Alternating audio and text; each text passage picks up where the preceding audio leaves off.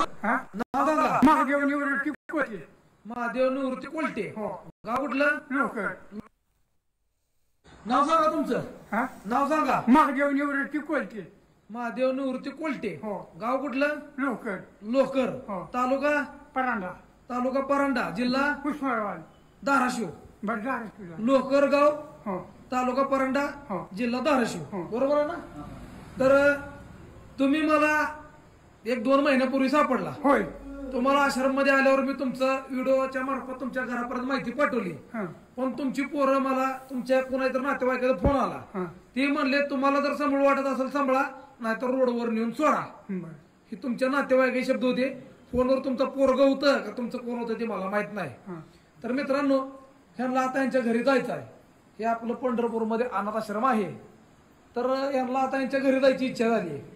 तर यांचं जे गाव आहे लोकर, परांड्याच्या पुढं सोनारी, सोनारच्या पुढं लोकर, हे यांचं गाव आहे. गावात किती जमीन आहे? जमीन किती आहे गावात? जमीन 10 एकर. 10 एकर जमीन आहे. तरी 10 एकर जमीन आहे. पोरं किती आहेत?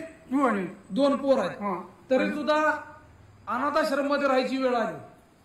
कशामुळं? कशामुळं? हे जमीन माग काय केली त्यांनी? 2 एकर रान होतं. आता तुम्हाला घरी जायचं आहे. तुमची हिस्ट्री आपण एकदा 2दा ऐकली, युट्यूबला तुमची व्हिडिओ पण ऐकली. आता तुम्हाला घरी जायचं